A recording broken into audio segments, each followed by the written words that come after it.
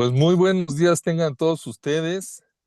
Estamos en el 16 de enero del 2025 y esta fecha se me hace sumamente relevante porque estamos a 4 días de que tome posición el presidente Trump y es por ello que hoy tenemos un invitado de lujo que nuestro querido Emilio estará presentando posteriormente para que nos platique de cómo siente la temperatura y el pulso en los Estados Unidos y qué posibles medidas son las que piensa que se podrían tomar para bien de nuestro conocimiento y en las discusiones que tengamos con nuestras distintas empresas.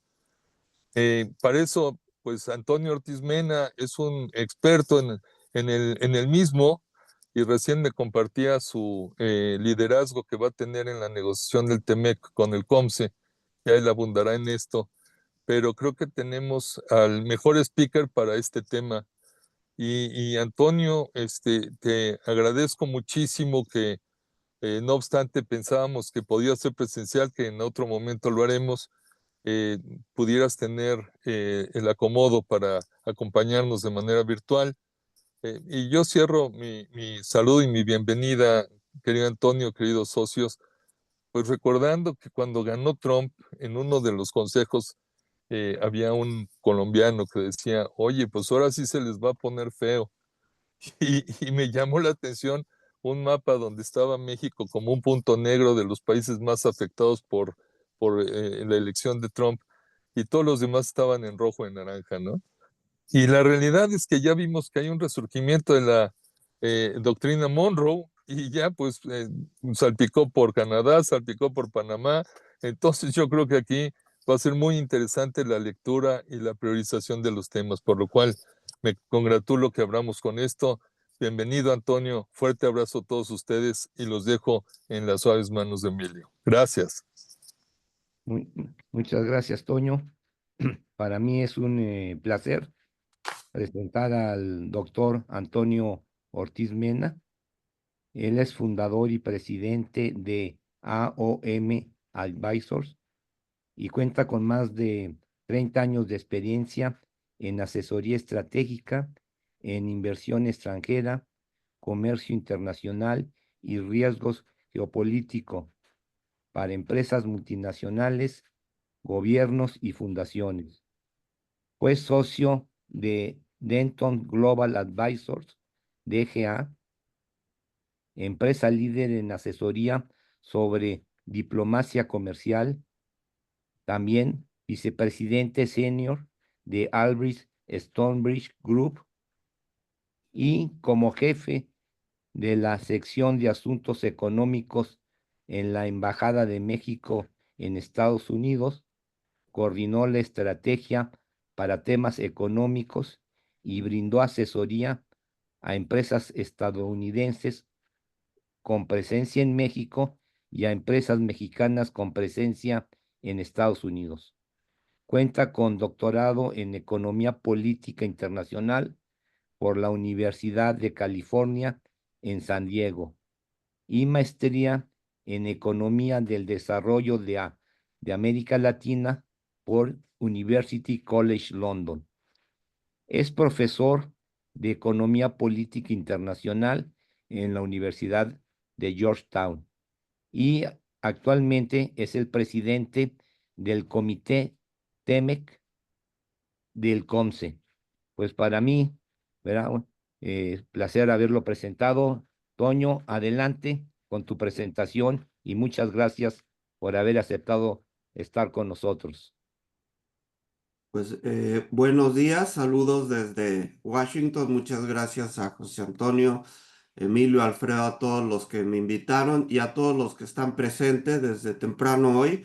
En efecto, la idea era que yo estuviera de manera presencial, pero justo como el lunes próximo hay cambio de gobierno en Estados Unidos, pues, tengo una serie de actividades aquí donde pues aquí en medio del torbellino, yo espero poder estar con ustedes en los próximos meses con información adicional de lo que en efecto hizo Trump y con algunas ideas, eso sí espero, de qué hacer al respecto, no nada más llegar ahí con las noticias. Entonces, digamos, esa es la promesa que yo le había hecho a José Antonio y por allá estaré. Bienvenido. Si les parece, les daré ahorita un pues bosquejo de los temas que voy a abordar en esta presentación. Utilizaré solamente un par de láminas, no me gusta usar demasiadas láminas, pero yo creo que ayudará a ordenar la información, que puede ser bastante, y también nos dará tiempo para que hagan todas las preguntas que ustedes gusten. Yo ya no soy diplomático, fue un honor representar a México, entonces ya no soy diplomático, no tienen que ser diplomáticos conmigo, ustedes pueden preguntar exactamente lo que tengan en mente, y yo haré todo lo posible por responder de la manera más clara y sobre todo más franca posible. Así que pues estamos listos. Em, Decidí dividir mi presentación en tres rubros. Primero, una pregunta que yo he recibido con mucha frecuencia. Eh, ya conocemos a Trump durante la primera administración. ¿Va a ser igual al Trump de la segunda administración? ¿O va a cambiar? ¿O qué es lo que estamos pensando al respecto? Y aquí hay una gama de opiniones en donde dicen que va a ser lo mismo, otros que va a ser muy distinto y otros que no sabemos. Yo les voy a dar mi perspectiva al respecto. Lo segundo, me había pedido José Antonio que hablara no solo de México, sino América Latina. Entonces yo hablaré sobre posibles implicaciones de Trump 2.0 o del segundo gobierno de Trump para América Latina. Y hablaré yo al final de implicaciones para México, porque creo que son distintas las implicaciones para América Latina que para México. Y dentro de las implicaciones para México, me permitiré compartir algunas ideas que espero sean de utilidad para consejeros independientes de empresas, ya sean públicas o privadas. Entonces, ese es el plan de vuelo. Angélica, si pudieras, por favor, pasar a la siguiente lámina. Em, entonces, el debate. ¿Ya conocemos a Trump? ¿Sabemos qué esperar o no sabemos qué esperar? Mi perspectiva es que va a seguir prevaleciendo la incertidumbre, y que simplemente decir que ya lo conocemos porque lo vimos en su primer gobierno, que es meramente transaccional y hace mucho ruido para lograr lo que él quiere, y que escribió un libro que se llama The Art of the Deal, y que por eso pues es un estilo personal de negociar, pero no hay nada nuevo por una parte, ni nada que temer por otra parte. Yo discrepo de esta postura. Yo creo que sí va a tener características distintas en su segundo y último periodo, y les voy a decir por qué creo que va a ser distinto. Pongo aquí que va a haber certidumbre dentro de la incertidumbre. Para mí la certidumbre es que va a ser un presidente muy asertivo, y que va a ser un presidente que va a favorecer el proteccionismo económico en mayor grado de lo que lo hizo durante su primer periodo. Esto sí sería un cambio. Agregaría lo siguiente.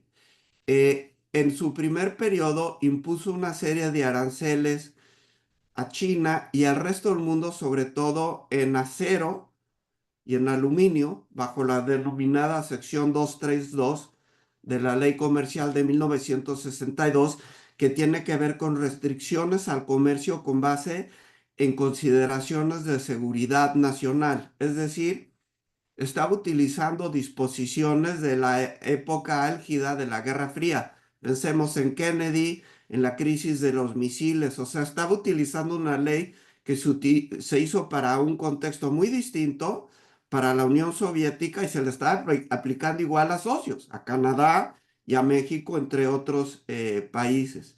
Yo creo que va a aumentar el proteccionismo, que no se va a restringir a la famosa sección 232. Hay una ley que se llama IEPA, International Emergency Economic Powers Act.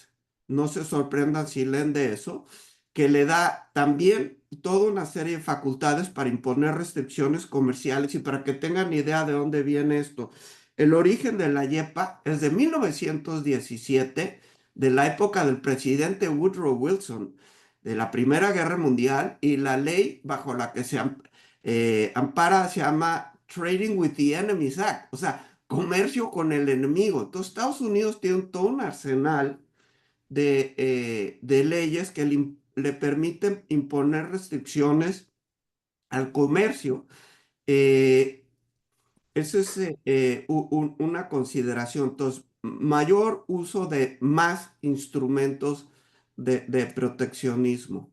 Lo segundo, cuando él estaba imponiendo aranceles en su primer gobierno, decía que ante todo era para el equilibrar la balanza comercial de Estados Unidos y para combatir el comercio desleal.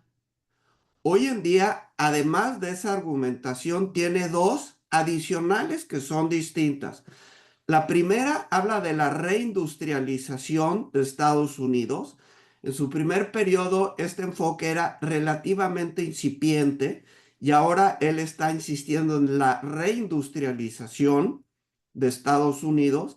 Entonces, en este sentido, los aranceles no tendrían que ser temporales o limitados para equilibrar el comercio, sino pues que abarquen a más sectores y que sean más duraderos para permitir la industrialización de Estados Unidos. Para nosotros los mexicanos, digamos, lo más cercano a esto sería el periodo de los 1960 del desarrollo estabilizador, donde había aranceles altos, precisamente con el objetivo de industrializar a nuestro país.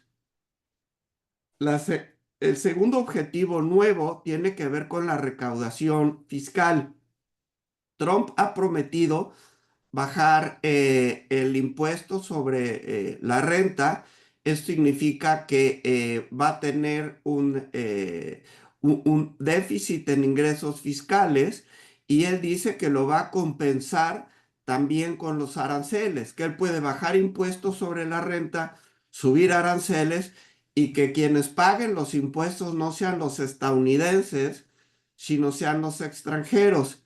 Ahí les puse yo, no sé si se llama tweet porque se salió de Twitter, pero me entienden, del medio social que utiliza Trump, en donde habla de la creación del External Revenue Service. El Internal Revenue Service, IRS, es el que se encarga del el gravamen, sobre todo enfocado en temas nacionales. Entonces, él, al hablar del External Revenue Service, está hablando del papel central que en su visión van a jugar los nuevos aranceles como fuente de ingresos de Estados Unidos. Entonces, cumple la parte de equilibrar la balanza comercial, tener comercio justo, industrializarse, que es cualitativamente distinto, y generar recaudación fiscal. Entonces, para mí esto es cualitativamente distinto a lo que nosotros vimos en el primer periodo.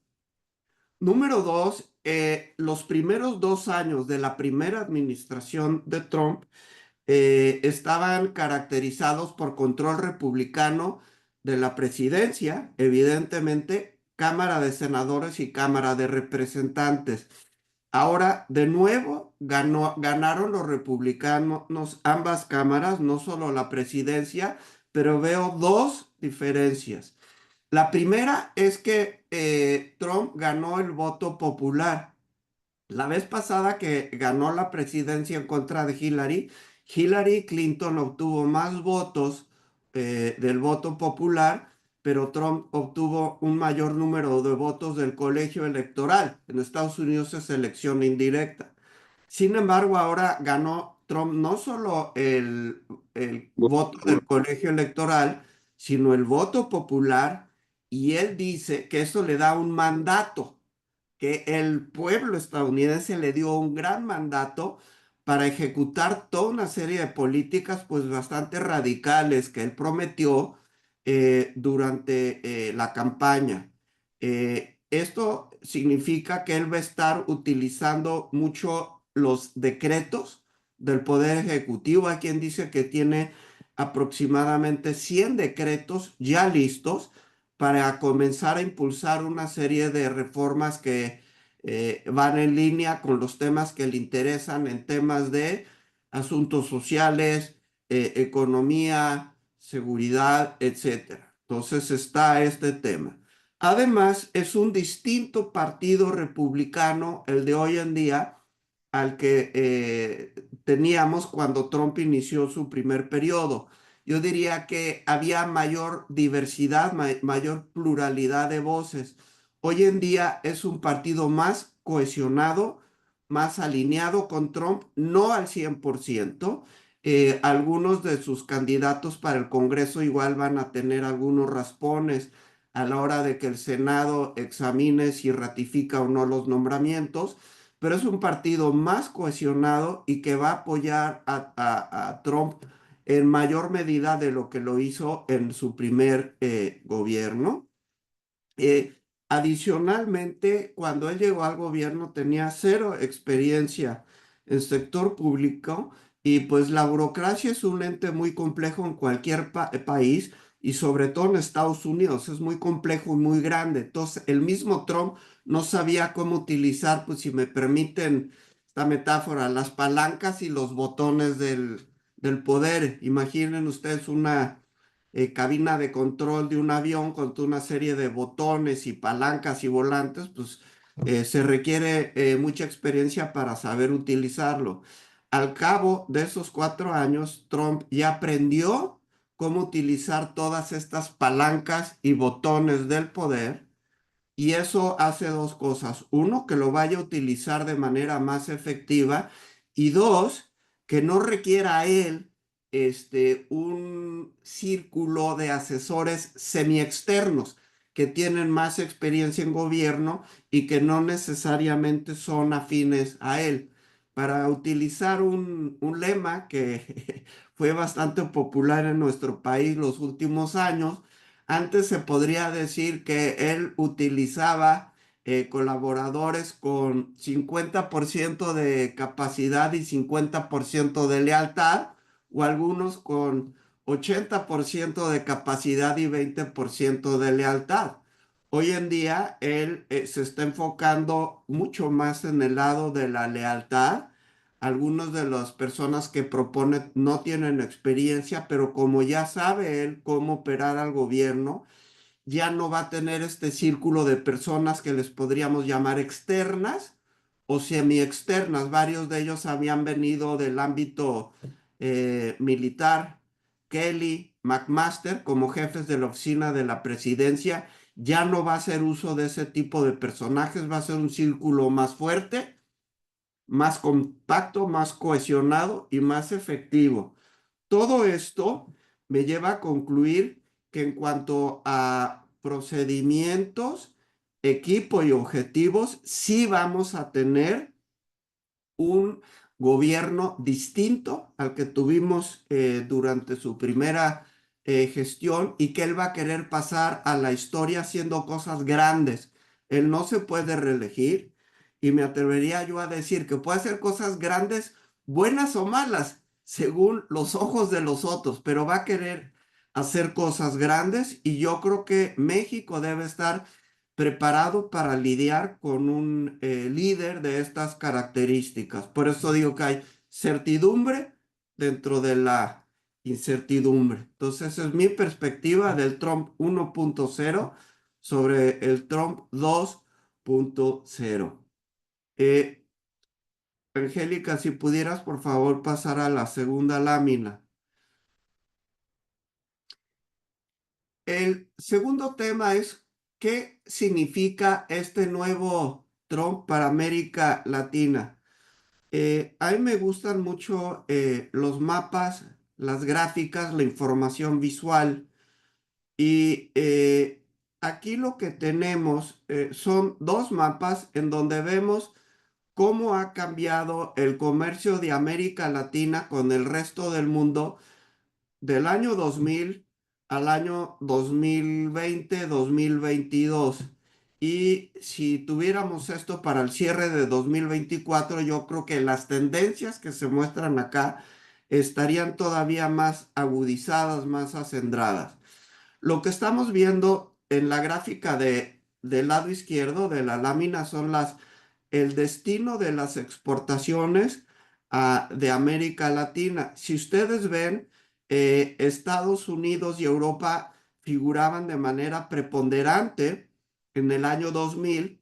Para el 2022, China, que está de color rojo, se empieza a pintar en muchos de los países de América del Sur. Si esto lo tuviéramos para el 2024, probablemente casi toda América del Sur estaría pintada de rojo, es decir, tendrían a China como su principal destino de exportaciones.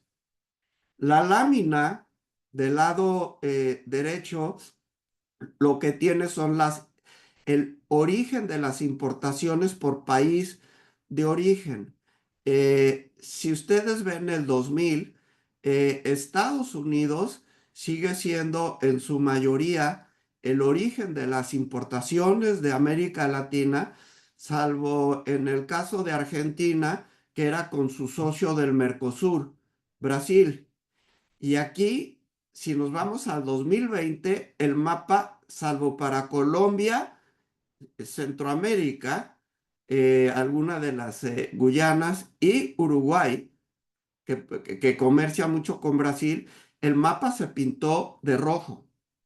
Entonces, ¿qué es lo que a mí me está indicando este mapa? Que desde una perspectiva comercial, tanto del lado de las importaciones como del lado de las exportaciones, para todo Sudamérica, simplificando esto, su principal socio es China.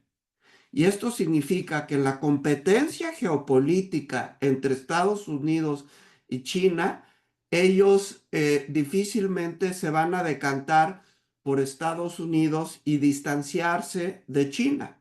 Yo creo que ellos van a tratar de seguir manteniendo relaciones positivas con Estados Unidos y con China, pero llegado a algún momento difícil, yo creo que ellos tenderían a decantarse por China. Les voy a dar un ejemplo. El relativamente nuevo presidente de Argentina, Javier Milei, durante la campaña dijo que quería tener relaciones muy cercanas con Estados Unidos, es el país al que gusta, al que admira, es muy amigo de Elon Musk, y Elon Musk es amigo de Trump, ya fue a Mar-a-Lago, Javier Milei se reunió con Trump y quería tener relaciones distantes con China. Sin embargo, en fechas más recientes se puede apreciar un creciente acercamiento de Argentina con China. Argentina es un país para el cual el sector agropecuario es esencial para empleo y para crecimiento, y obviamente por el tipo de productos que produce, China le resulta el mercado mucho más atractivo que tratar de enfocarse en exportaciones agropecuarias a Estados Unidos. Entonces, para mí, estas son es una clara división económica y geopolítica entre Centroamérica para arriba, incluido México, y Sudamérica, pues hasta la Tierra del Fuego. En cuanto a políticas públicas, ¿cómo se puede reflejar esto? ¿Pudieras, por favor, Angélica, poner la siguiente lámina?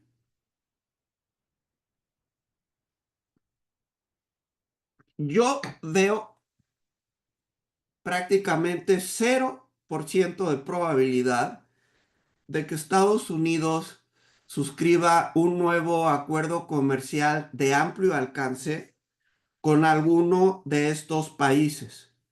Lo que ha hecho con países con los que no tiene acuerdos de libre comercio, por ejemplo, con Japón, es llegar a acuerdos sectoriales que pueden ser para bienes de alta tecnología o en el caso de América Latina con los llamados minerales críticos que son muy importantes para tecnología de punta, para electrónicos, para la transición energética. Entonces yo veo más bien la posibilidad de acercamientos por sectores. Aquí la minería va a ser absolutamente central para la seguridad nacional de Estados Unidos y los países de Sudamérica que tengan amplios recursos minerales y que quieran llegar a algunos acuerdos con Estados Unidos, yo creo que ahí sí van a tener alguna posibilidad y si estos países a la vez quieren tener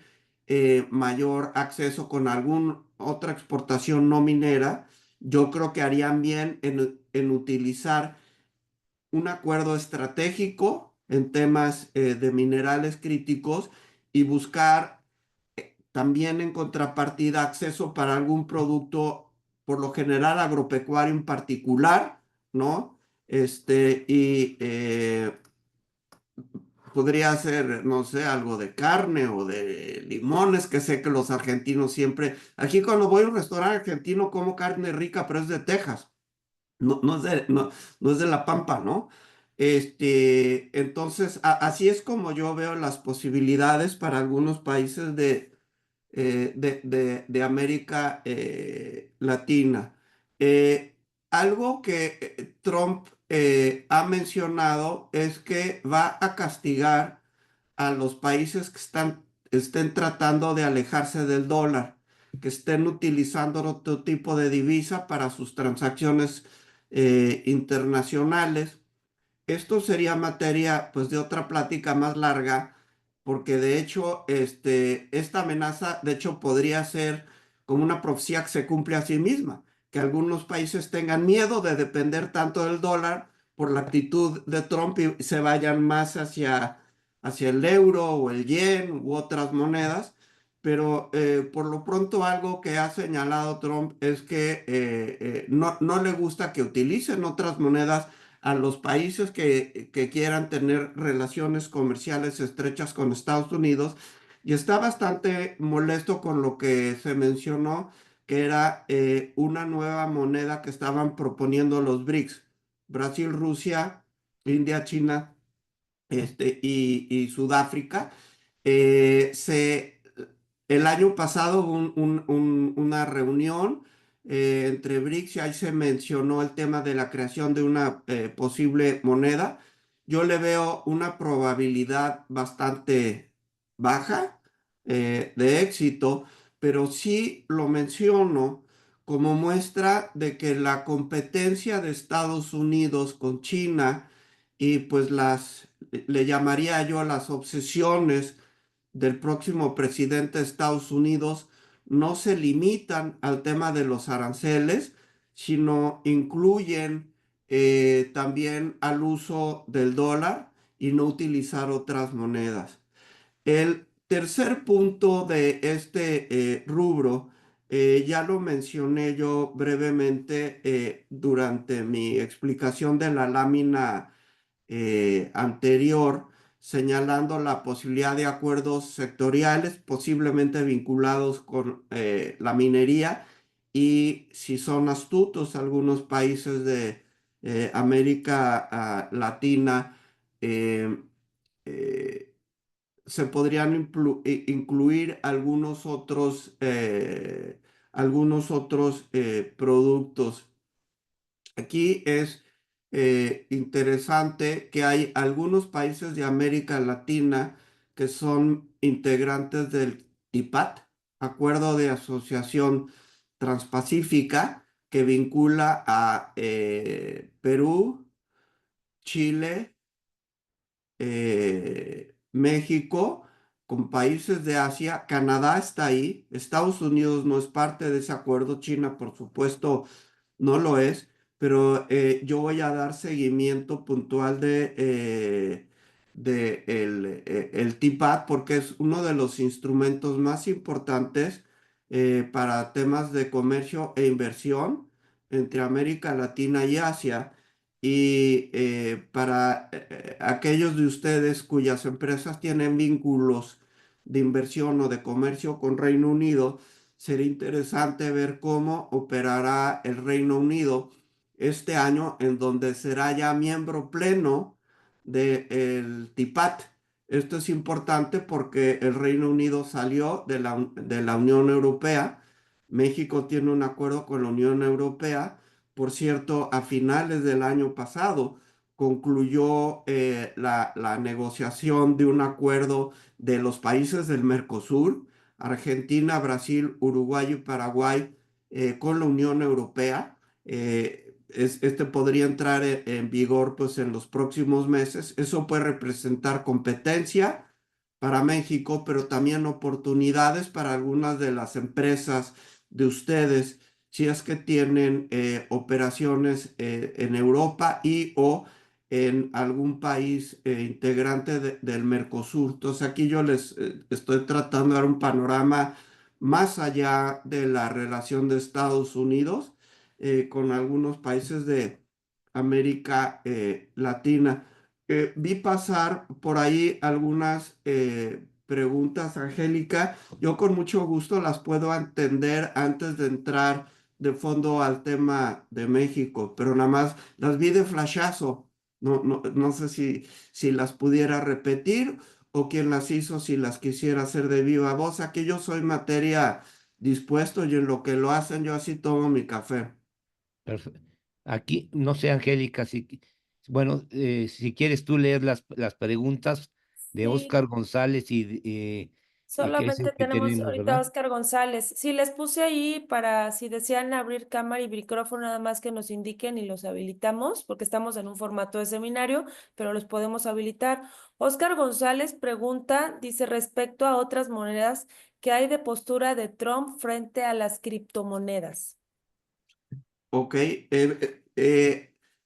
yo diría que esto es algo radicalmente distinto. Lo que él no quiere es que otros países o grupos de países creen una moneda o una canasta de monedas en comunes, en inglés así le llaman basket, ¿no? Una canasta de monedas. Eh, Él está en contra de eso, pero él le gustan mucho las criptomonedas.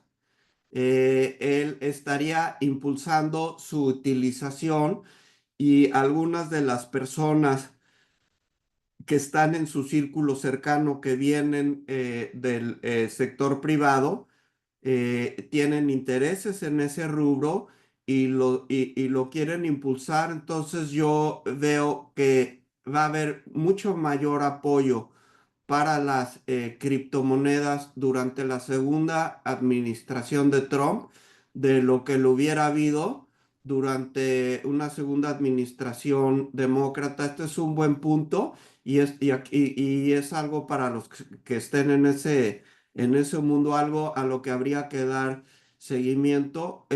Además de esto, está la iniciativa de Trump de radicalmente simplificar la actuación del gobierno y eliminar o reducir regulaciones.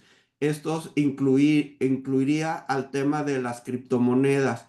Los reguladores afines a los demócratas son mucho más agresivos en su manera de regular. Entonces yo creo que aquí dejaría mucho más espacio al mercado para el desarrollo de las criptomonedas.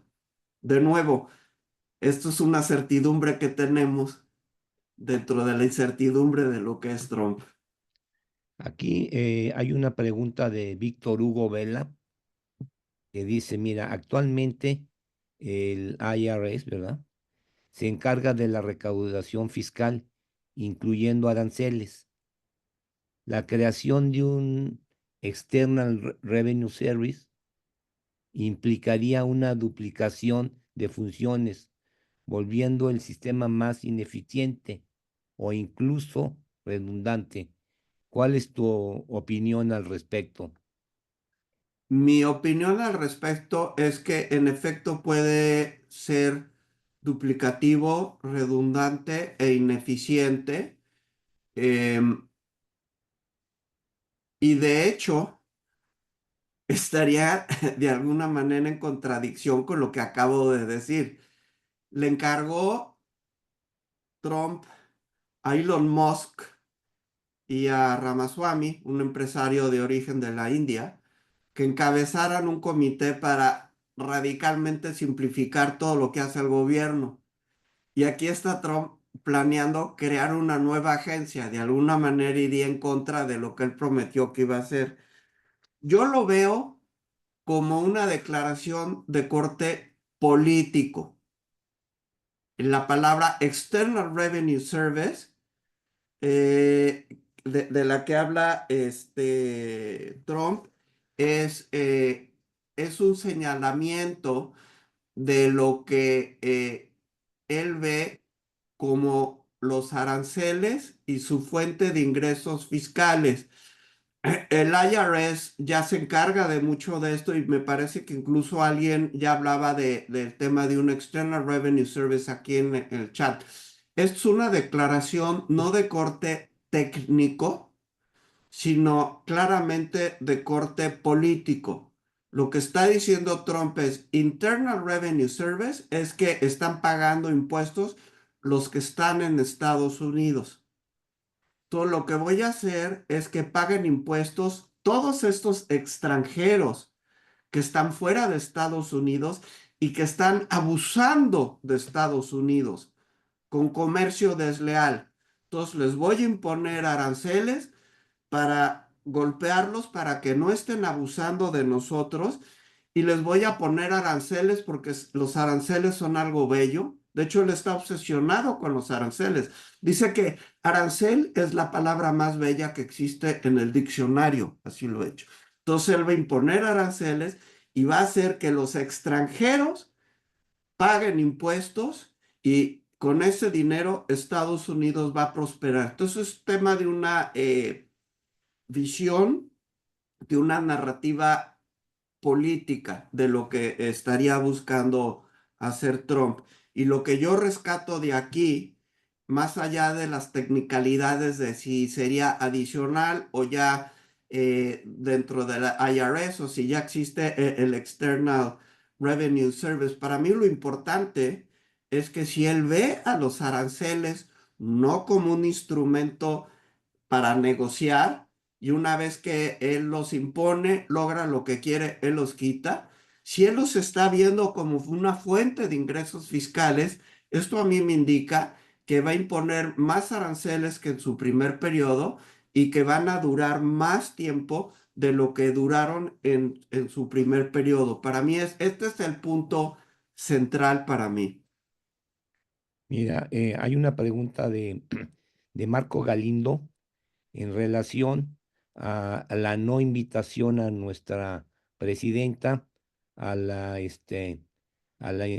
inauguración del 20 de este mes. ¿Qué implicaciones o cómo lo interpretarías tú, Antonio?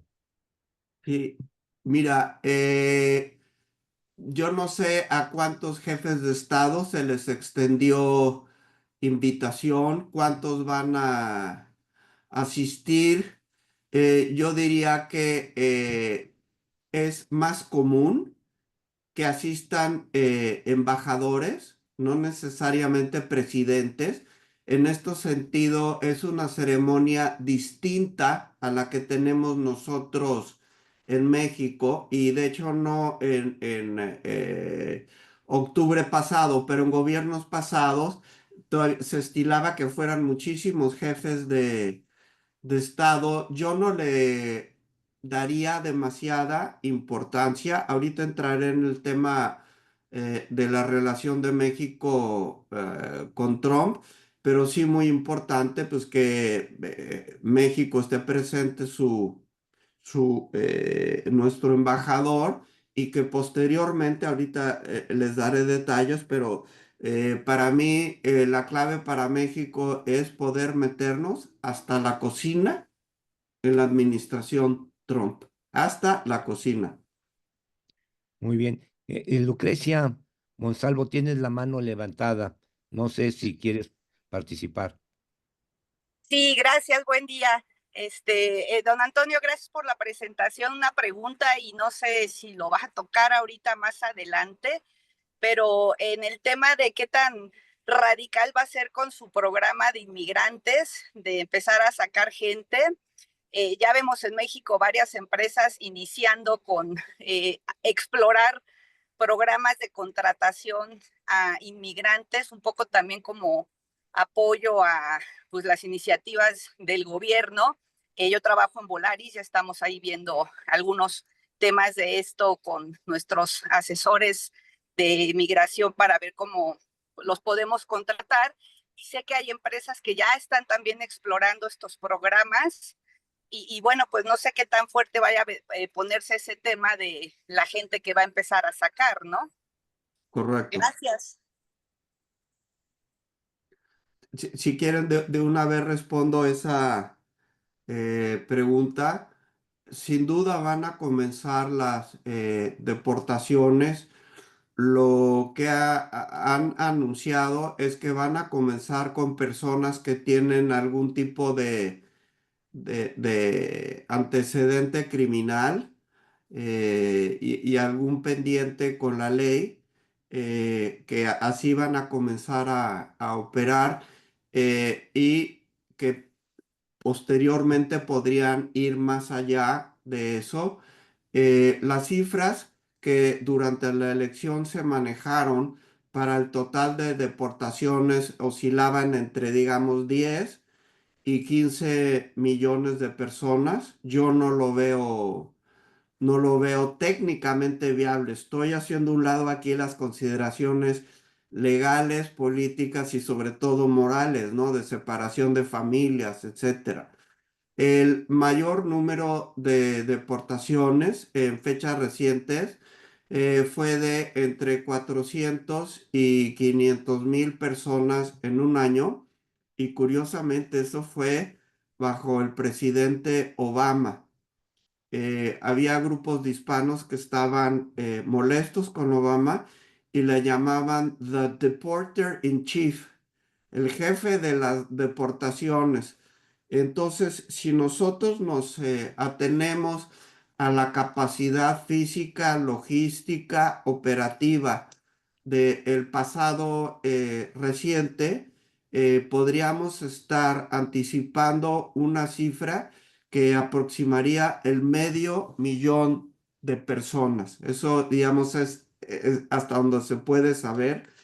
Un tema que está por resolverse es qué va a suceder con los que no son nacionales mexicanos. ¿A dónde van a ir? Este es un tema muy delicado. México ha dado señales, a mi modo de ver, poco equívocas al respecto, primero diciendo que no, luego que estarían dispuestos a hablar, en fin, habría que determinar eso. Yo no sé, Canadá, bajo un nuevo gobierno, ¿qué estaría dispuesto a hacer?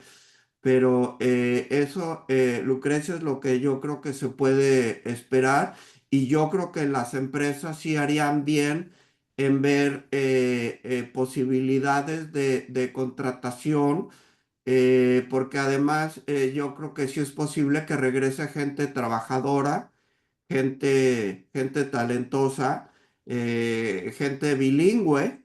Entonces ahí puede pues, ser una oportunidad interesante para nuestro país.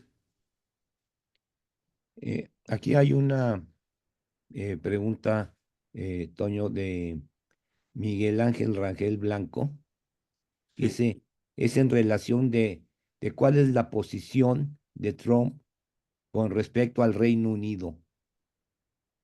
Ok, Miguel Ángel, ahorita yo la respondo y luego había visto algo de Alfredo, pero no creo que era Alfredo López Mestre. Por ahí vi algún Alfredo o ya me lo imaginé. No, sí. Alfredo Cristalina, sí. Ah, ya ves, Adelante mando con la aquí. pregunta, Angélica. Ok, entonces primero con el Reino Unido, yo diría que la relación entre el actual primer ministro Keir Starmer, que es del Partido Laborista, y los conservadores en Estados Unidos, es decir, los republicanos, no es buena. Yo difícilmente lo veo suscribiendo un acuerdo de gran alcance con el Reino Unido y de hecho lo que ha estado en los medios, digamos, las últimas 3 semanas, es que Elon Musk, con su dinero, está apoyando a un partido de extrema derecha en Estados Unidos, no al partido conservador. Tradicionalmente, los principales partidos es el laborista, el conservador, estaban los Lib Dems, los Liberal Democrats, pero un partido a la derecha de los conservadores, y lo que va a tratar de hacer Elon Musk es procurar que en la siguiente elección gane la extrema derecha en Reino Unido, no los conservadores. Entonces yo anticipo una relación compleja, difícil entre Trump y el primer ministro Starmer. Angélica, si quieres, adelante con la pregunta de Alfredo Cristalina. Sí, Alfredo consulta, si Trump quiere cobrar impuestos a los extranjeros que se aprovechan de Estados Unidos, ¿cómo impacta eso en los acuerdos y disposiciones legales para evitar la doble tributación, particularmente a los mexicanos que obtienen ingresos de Estados Unidos? Gracias por la pregunta. Yo diría que aquí son dos temas. Trump está contemplando algunos cambios a disposiciones fiscales, pero en lo general no se vería afectado el acuerdo de México y Estados Unidos para evitar la doble tributación. De lo que está hablando Trump cuando menciona cobrar impuestos a los extranjeros es cobrarles vía los aranceles, ¿sí?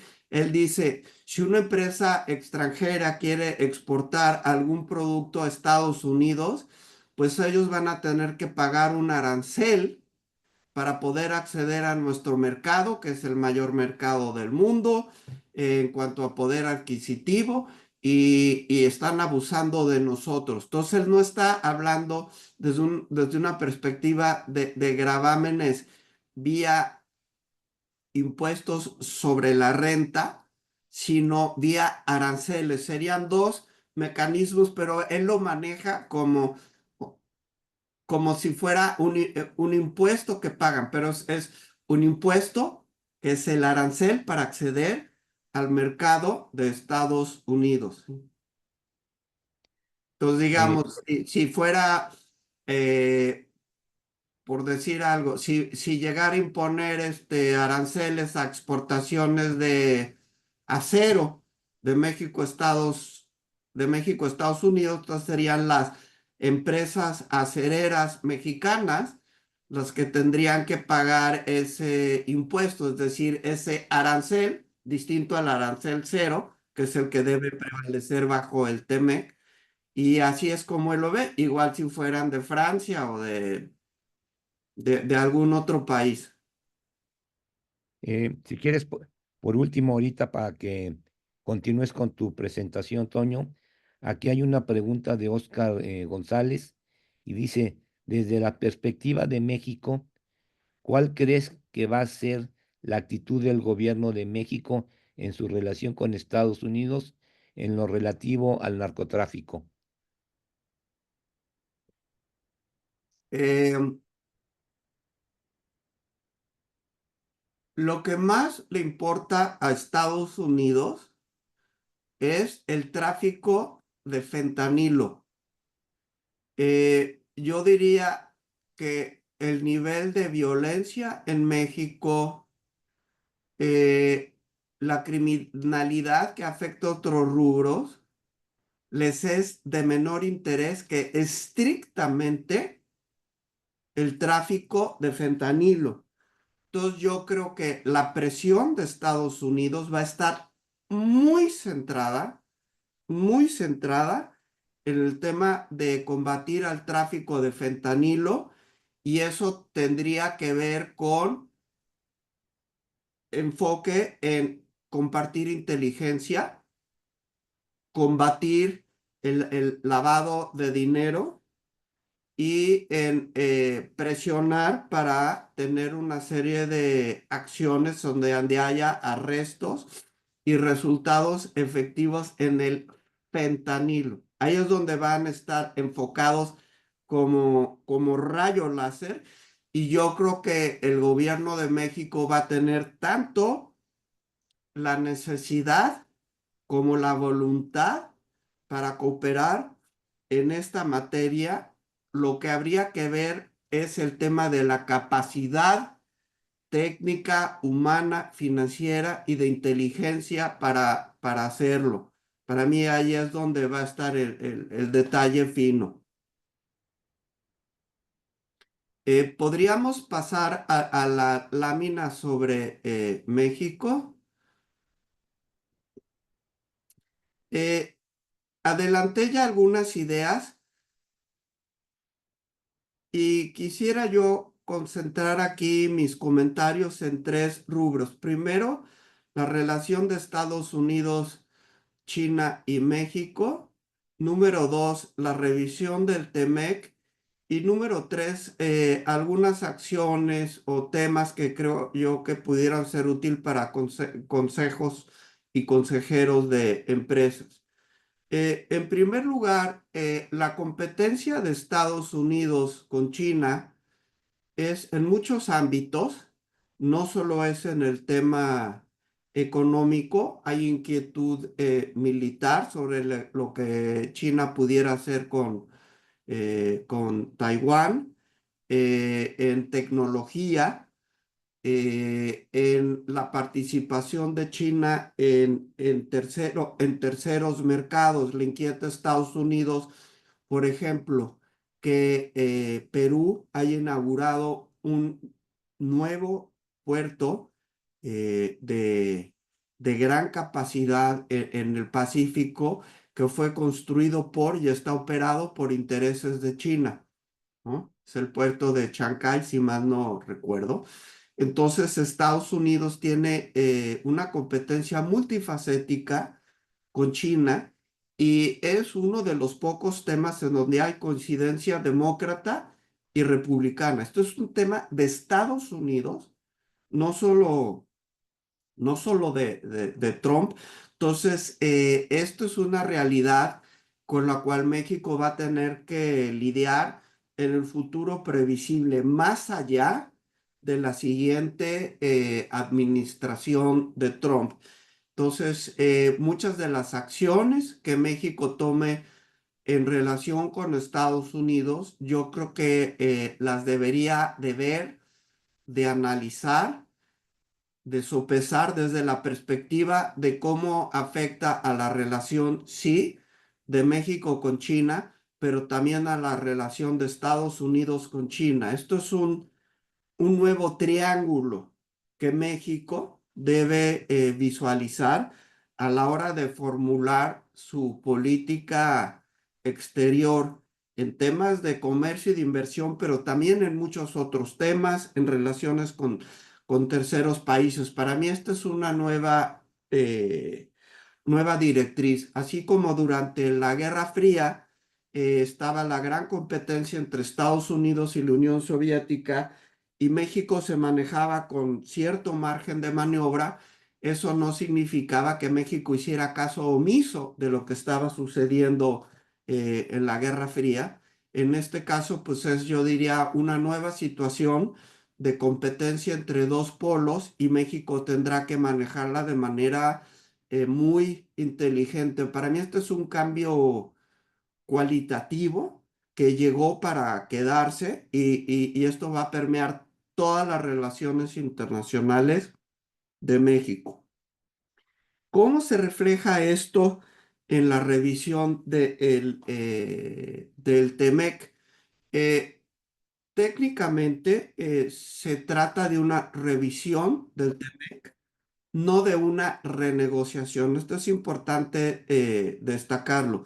Durante el primer periodo de Trump, lo que se dio fue una renegociación del Telecán, que derivó en el TEMEC, de 22 capítulos del Telecán terminamos con 34 capítulos del TEMEC, un acuerdo bastante distinto en muchos rubros. Hoy se trata de una revisión. Dicho esto, no hay una definición clara sobre qué significa revisión. Hay quienes creen que significa modificaciones que pudieran ser llevadas a cabo por el Ejecutivo sin que se requiriera de nuevo una participación del Congreso. Lo que yo diría ante eso es que el Ejecutivo en Estados Unidos tiene amplio margen para hacer ajustes que no requieran pasar por el poder legislativo.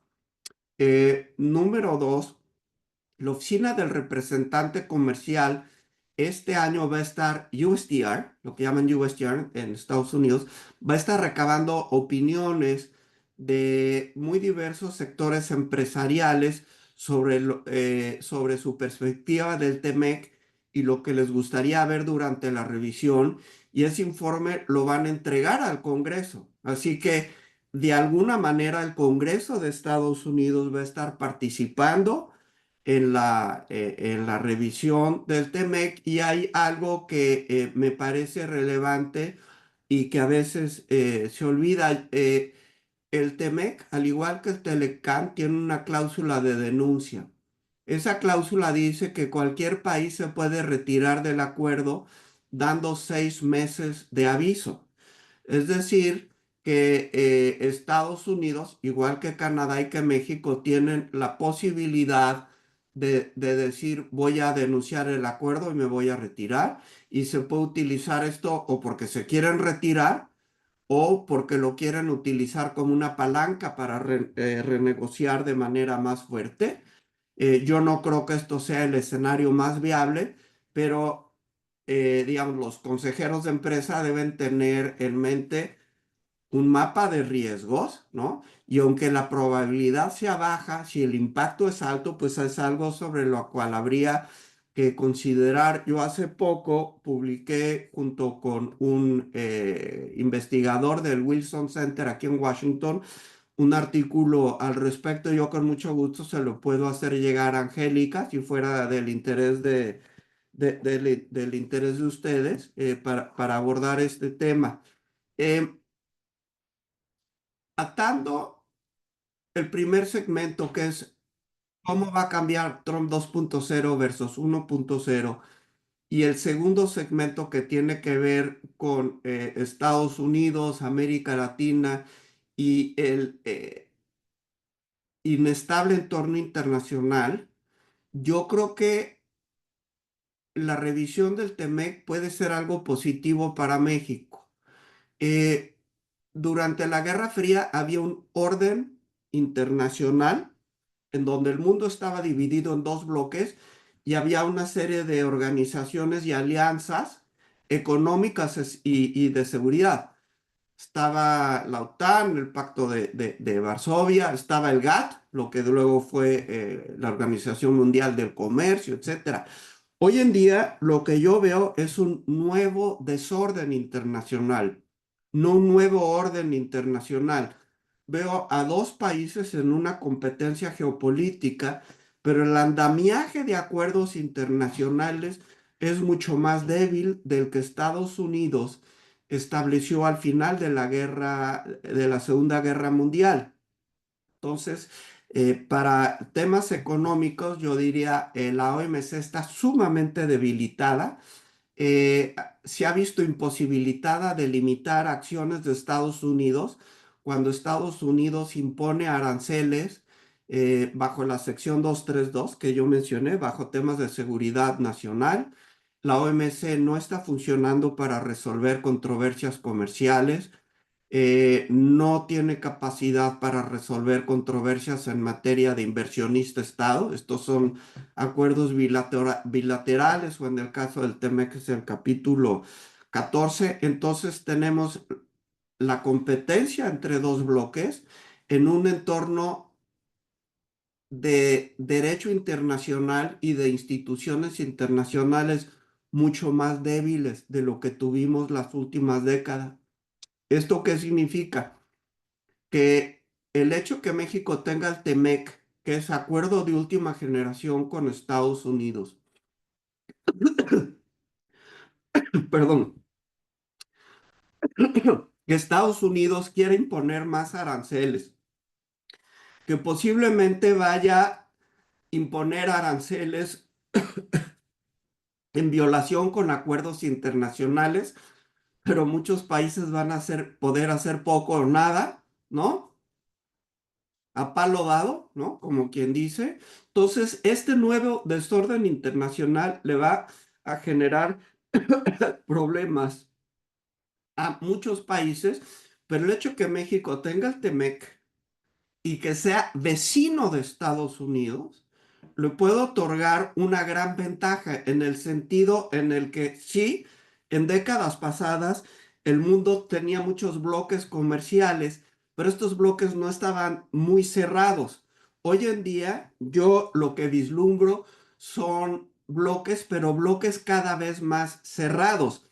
Y si México logra permanecer en este importantísimo bloque del TEMEC, de América del Norte, esto le puede arrojar muchas ventajas.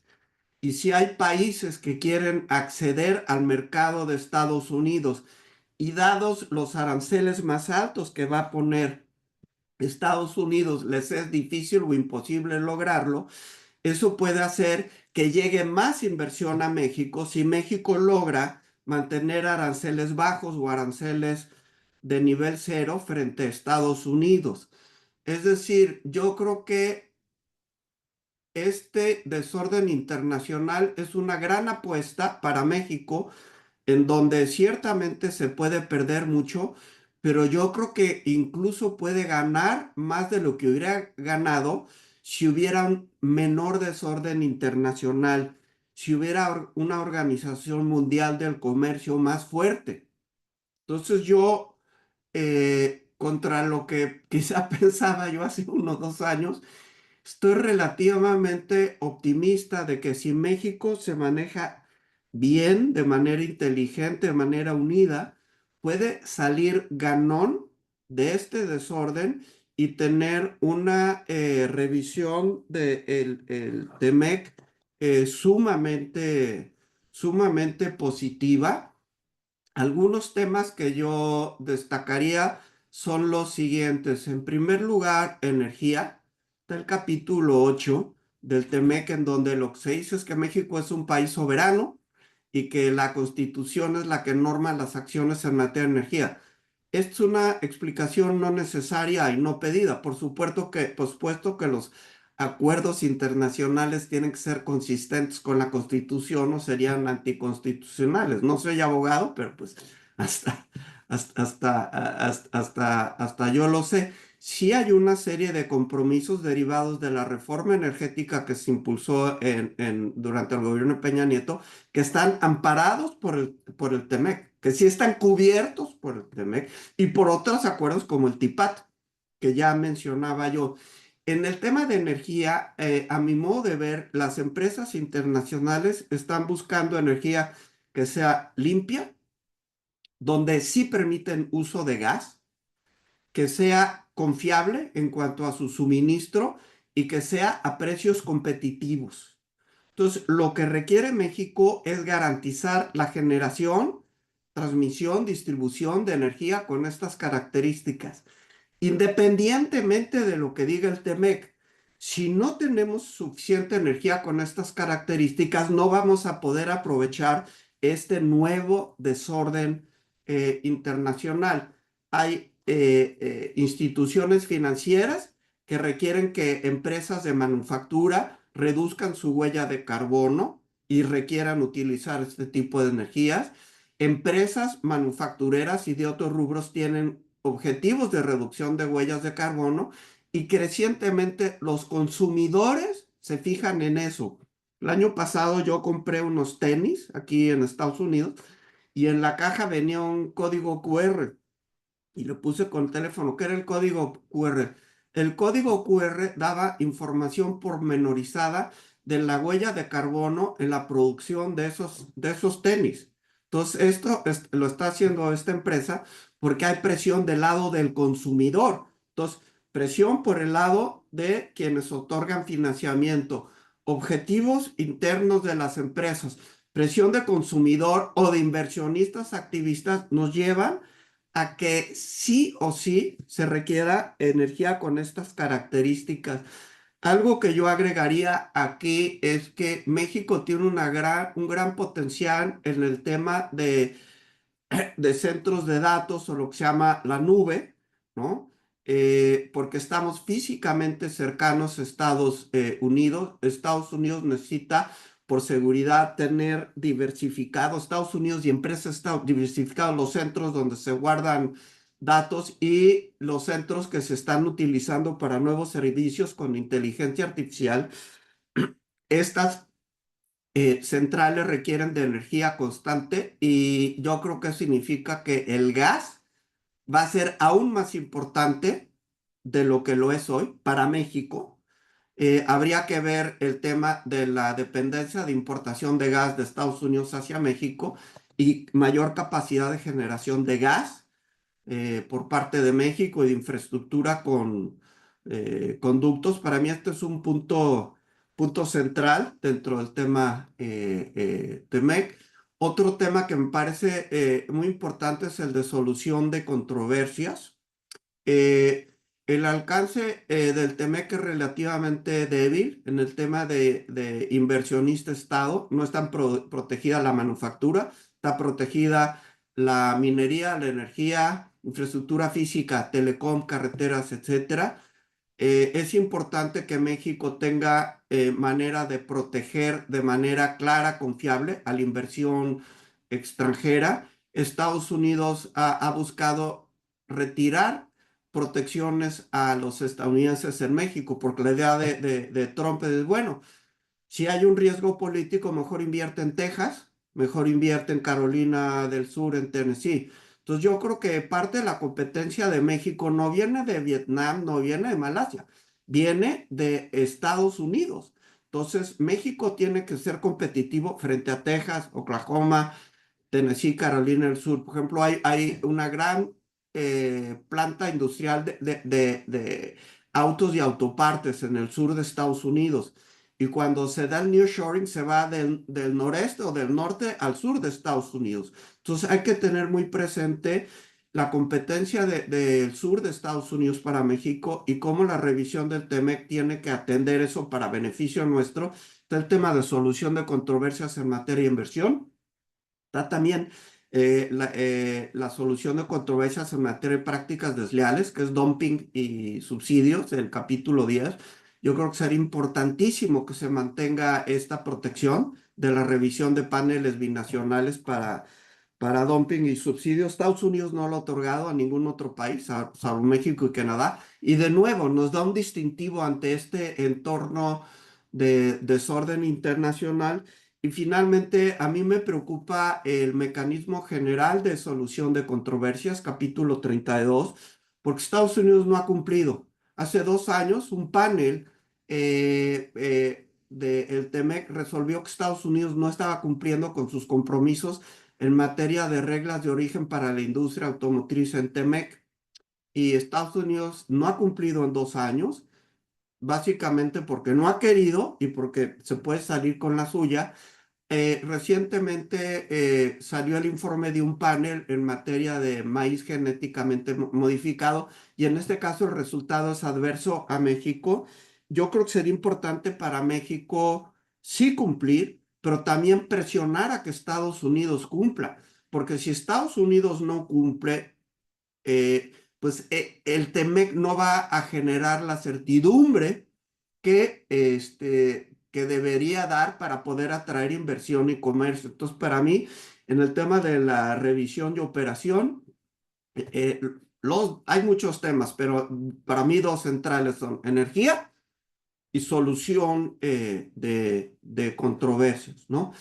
Ahora, en el tema de los consejos y consejeros, me imagino que tienen que hacer, en efecto, mapas de riesgo, anticipar qué pudiera suceder en la relación de comercio y de inversión entre México y Estados Unidos, qué acciones pudiera tener una empresa para prevenir para mitigar los riesgos. Aquí mi opinión es la siguiente. Primero, saber que hay certidumbre dentro de la incertidumbre. La certidumbre es que va a ser un gobierno en Estados Unidos más agresivo, más proteccionista que en la primera instancia. Hay una certidumbre de que va a haber una revisión del TEMEC que debe concluir el próximo año y hay que estar preparados para eso. Hay una certidumbre de que el entorno internacional va a seguir siendo muy inestable y muy incierto y que el depender de instancias internacionales es de alto, es de alto riesgo.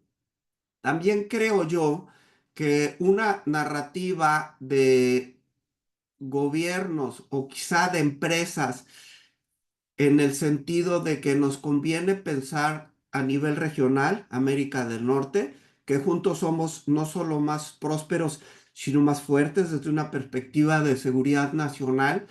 Puede sonar bien, pero yo no creo que sea demasiado efectivo. Si a mí algunas empresas me dijeran, me inquieta que el gobierno de Estados Unidos haga A, B o C, o ya hizo D, E y F y eso me afecta, ¿cómo puedo hacer frente a eso? Yo diría que aquí lo que habría que hacer es ver cómo socios estadounidenses de la empresa pueden hacerse escuchar en Estados Unidos con una visión de por qué a Estados Unidos y a esa empresa en Estados Unidos le afecta cierta medida. Es decir, que el socio estadounidense hable con un representante de la Cámara de Representantes, con un senador o con alguien del equipo de Trump para señalar por qué esto le afecta económicamente a cierto distrito, a cierta persona, y por qué políticamente es indebido que se siga esa medida. Como decimos en México, para que la cuña apriete tiene que ser del mismo palo. Entonces yo lo que veo aquí es activismo de México y de empresas mexicanas con socios en Estados Unidos y que esos socios sean los que sean activistas y cuidar mucho la narrativa que está enfocada en Estados Unidos en temas de economía y en temas de, sobre todo de política. Yo diría que para entender el entorno económico y político de Estados Unidos, nos serviría pensar en lo que sucedió en México a inicios de la administración del presidente López Obrador. Todos recordamos que él canceló el aeropuerto, el nuevo aeropuerto de la Ciudad de México, el aeropuerto de Texcoco, y que esto tuvo enormes costos financieros, económicos, logísticos, reputacionales. Yo creo que si algún empresario o empresarios hubieran llegado con el presidente con una hoja de Excel mostrando todos estos costos, el presidente posiblemente hubiera tirado a la basura esa hoja de Excel porque no se trataba de un tema económico, de un tema de ventaja comparativa.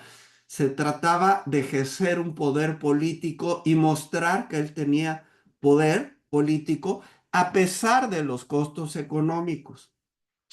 En este sentido, yo creo que habría que entender a Trump como un animal político que quiere pasar a la historia haciendo cosas grandiosas, independientemente de que muchas de sus medidas tengan efectos negativos, ya no digamos sobre sus vecinos, sino efectos económicos negativos en Estados Unidos. Hay estudios de un think tank que se llama el Peterson Institute for International Economics que muestra cómo los aranceles serían inflacionarios para Estados Unidos, le costarían en empleos a Estados Unidos. Sería el equivalente a que yo hubiera llegado con el Excel con el presidente López Obrador. El Peterson Institute tiene estos estudios que yo no creo que van a hacer cambiar a Trump un ápice. Entonces, la narrativa que creo que pudieran tener algunas empresas es más del lado de efectos políticos para Trump relacionados con efectos económicos negativos en Estados Unidos y también de una posible narrativa política positiva de que se está invirtiendo en Estados Unidos en esto o se generaron empleos en este otro lugar. Más lo simbólico, si me permiten llevar este esquema al extremo, para, yo diría que las empresas harían bien en pensar en toda una serie de riesgos, ahora sí que en Excel, de probabilidad de que suceda, nivel de impacto y tener mapeado este nuevo mundo, pero a la hora de actuar y de ver cómo mitigarlo, pensar más en PowerPoint, pasar del Excel al PowerPoint, pensar en imágenes, en efecto mediático, en efecto político, en la narrativa de Estados Unidos. Y yo diría que dado lo que se espera que es un alto nivel de centralización del poder político en Estados Unidos con un grupo compacto del lado de Trump, de alguna manera esto puede, uno, dificultar la labor si algunas empresas no pueden acceder a ese entorno, pero por otra parte, facilitar la labor de las empresas si logran penetrar a este círculo de toma de decisiones, ¿no? Entonces, ya sé que esto está, digamos, muy genérico, pero yo creo que este ejercicio se puede y debe hacer no solo industria por industria, sino empresa por empresa, y yo creo que la certidumbre que hay dentro de la incertidumbre sí permite hacer un mapa de este estilo. Yo diría, de hecho, yo creo que es más fácil hacer el mapa de riesgos y el reto es en la ejecución, no tanto de que haya incertidumbre. Creo que hay certidumbre dentro de la incertidumbre, que se pueden hacer estos mapas y el riesgo, el arte, lo más difícil es cómo se ejecuta esta estrategia. Yo con esto terminaría los comentarios y creo que tenemos unos 10 minutos para la conversación. Regresando al inicio, lo prometido es deuda. Yo con gusto podré estar ahí en persona dentro de unos meses para abundar sobre estos temas. Ya después de las elecciones. Así es. Muy, muy interesante tu plática, Toño. Aquí hay una pregunta de Víctor Hugo en relación a lo que has comentado de la inflación que va a ocasionar el tener tarifas, ¿verdad? Pero Sí. como quiera, pues ya diste una respuesta, ¿no?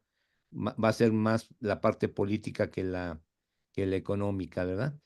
Y aquí hay algunas de temas relacionados, ¿verdad? De la cosa Rusia-China. No sé si tengas algunos comentarios. Y otro, el concepto de tráfico de armas, que serían dos temas nuevos que no has tratado.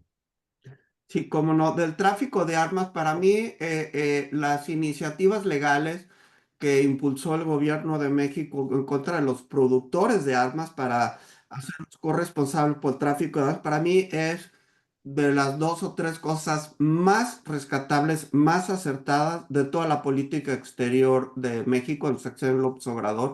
Estoy seguro que se va a seguir este combate. Esto es por parte de la vía legal. Yo creo que en este caso México sí tendría que ser muy inteligente y transaccional.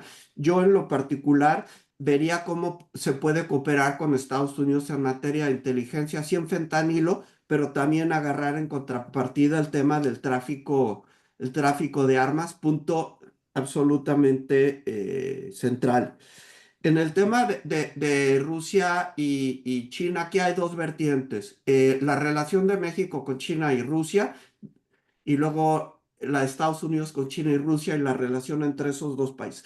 En el caso de México, en Estados Unidos generó pues enorme molestia que se hubiera dado un gran espacio al embajador de Rusia en México. Hubiera un comité, creo que de amistad, Rusia-México, justo en momentos en que Rusia estaba invadiendo Ucrania. Esto sí generó extrañamiento y molestia, lo mismo que si hubiera invitado a Rusia al desfile del 16 de septiembre. Entiendo que México requiere importar fertilizantes, que Rusia es productor importante, pero sí hay que cuidar muchísimo, muchísimo estas cosas. Yo diría que Rusia y China están en nivel distinto en cuanto a competencia e inquietud de Estados Unidos. O sea, China es el país que más le inquieta y más le preocupa a Estados Unidos en todos los rubros. Rusia en mucho menor, en muchísima menor medida, lo que les importa son acciones puntuales de Rusia, como la invasión a Ucrania. Y en el caso de la relación entre los dos países, yo diría pues es de transaccional. China recibe mucho petróleo de Rusia, entonces es un tema de seguridad nacional. China provee de muchos bienes a Rusia. Yo creo que van a seguir manejando la relación de una manera constructiva y pragmática entre China y Rusia, pero el enfoque de Estados Unidos es sin duda más hacia China, ¿no? Y en el caso de la inflación, lo mencionabas, Emilio. También con gusto le puedo hacer llegar el estudio del Peterson Institute a Angélica, porque lo que se menciona es que Trump ha amenazado con intervenir sobre el sistema de la Reserva Federal y que quiere que tenga una política más agresiva para combatir inflación. Entonces, está el tema de los aranceles y la inflación, pero también una amenaza latente de que Trump va a meter mano en el Banco Central o el sistema de bancos centrales de Estados Unidos. Es un tema que se discute poco en México, que yo creo que habría que tener en radar. Y de manera tangencial también, Emilio, en México se ha señalado la necesidad de una reforma fiscal, porque ya no están dando las cuentas. Yo quisiera ver cómo se logra la cuadratura del círculo de una reforma fiscal en México en el momento en que nuestro principal socio comercial estaría bajando el impuesto sobre la renta. Este es un tema que yo creo que es de gran importancia para las empresas, que ha recibido relativamente poca atención y que yo creo, Emilio, que se hay que tener en el radar. También va a haber reforma fiscal en el país vecino, pero para bajar impuestos, ¿no? Toño, aquí también, por último, sí, hay interés en todos los asistentes de que contemos con ambos estudios que nos has prometido y sería muy bueno si se los puedes enviar a Angélica para que a través del chat que tenemos los socios aquí del colegio lo podamos tener. Y ya por último sería nomás una pregunta en relación a los impuestos a las remesas y a la calificación de México, si se podría ver afectada la calificación de grado de inversión que tenemos aquí en México. Y con esto terminaríamos la parte de preguntas. Sí, como no, Emilio, con mucho gusto. Yo creo que sí va a haber presión en temas de impuestos sobre las remesas, porque es otra manera de apretar la tuerca en el tema de la migración indocumentada. Aquí yo creo que México lo tendría que manejar de dos maneras, de la manera política y de la manera técnica. De la manera política es señalarle a Estados Unidos que hacer esto podría generar un mercado negro y podría estar vinculado con el crimen organizado, lavado de dinero y demás. Entonces, mucho cuidado con efectos no deseados de este tipo de medidas. Es decir, yo creo que México va a tener que hacer uso más frecuente de la ventanilla Seguridad Nacional para ver temas económicos que nada más de la ventanilla temas económicos. Eso yo lo hice cuando estaba al frente de asuntos económicos en la embajada. A veces me atendían mejor en una ventanilla que en la otra y pues me colaba por la ventanilla de seguridad. La segunda manera de hacer esto es con desarrollos tecnológicos, ¿sí? Desarrollos tecnológicos que puedan reducir los costos y facilitar las transacciones legales transfronterizas, ¿no? para el tema de las remesas. Y luego había una pregunta adicional.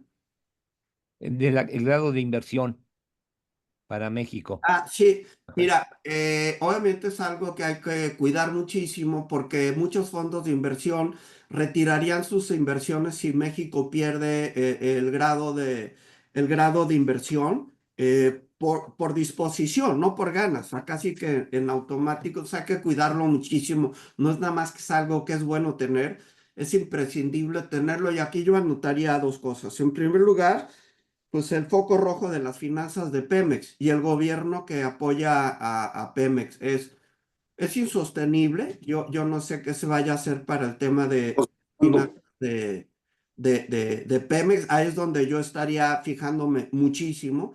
Tema de las deudas con proveedores. O sea, es insostenible seguir con lo que se hizo con Pemex los pasados 6 años.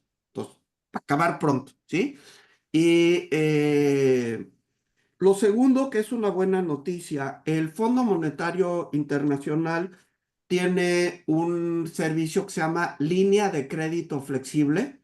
En inglés es Flexible Credit Line, FCL, que se le otorga a los países que tienen buenas perspectivas macroeconómicas y buen manejo fiscal.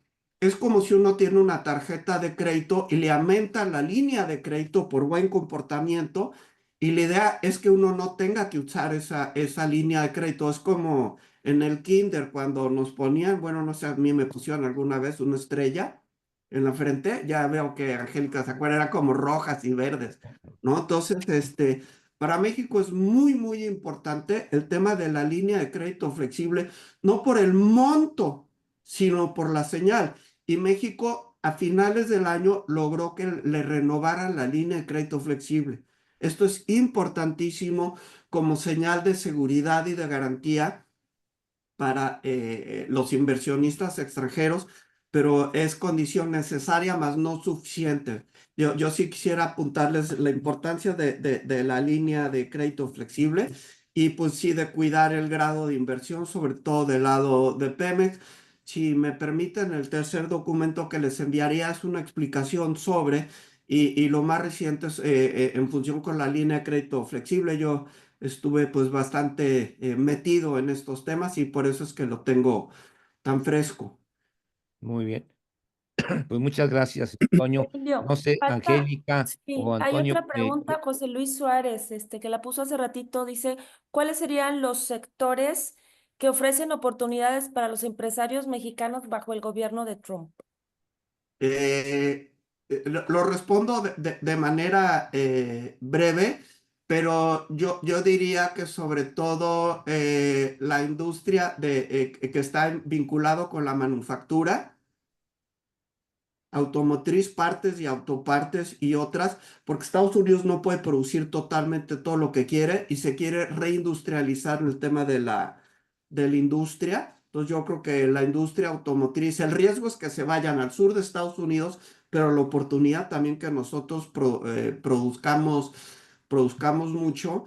Y donde veo en contrapartida quizá mayores riesgos es en temas agropecuarios, en donde ellos pueden ser menos eficientes, pero sí producen, por ejemplo, aguacate, tomate y demás. Entonces, así es como yo lo vería, pero encantado si ustedes reinciden y gustan que vuelva a conversar con ustedes, podemos entrar más en los distintos rubros, Angélica. muy bien, pues muchas gracias por tu presentación muy interesante. En el colegio te haremos llegar un reconocimiento. Lo podemos Ujú. presentar, Emilio. De una vez, adelante Sí. entonces. Es- Este es el reconocimiento de agradecimiento por tu participación, ¿verdad? En estos webinars que llevamos a cabo semanalmente, ¿verdad? Por el tema de perspectivas económicas y geopolíticas para México y Latinoamérica ante la presidencia de Donald Trump. Y muchas gracias, por tu participación, Toño. Angélica, no sé si quisieras dar últimas palabras, o Gracias. Alfredo López Mestre, o Toño Quesada. Adelante. Pues nada más para agradecer su tiempo, su confianza. Sé que están todos muy muy ocupados y encantado regreso. De hecho, vi que se quedan algunas preguntas en el tintero. Si se llegaran a acumular ahora o las próximas semanas, como se acuerdan en pronósticos deportivos, más lo que se acumule en la próxima semana, encantado las desahogamos en un futuro cercano. De nuevo, muchas gracias y un saludo a todos y todas. Muy bien. Gracias, Y- Toño, muy amable por tu participación. Muchas gracias. Y Muy Toño elocuente y muy Quesada, realista. Toño Quesada manda uno agradeciendo Gracias. tu participación, ¿eh? Muchas Igualmente, me sumo al gracias. agradecimiento, estimado Antonio, y será un gusto verte personalmente, que nos acompañes, y quedo atenta al envío de esos estudios que amablemente nos hiciste favor de referenciar y para compartir con nuestros asociados. Muchas gracias por todo. Perfecto, gracias. Hasta luego.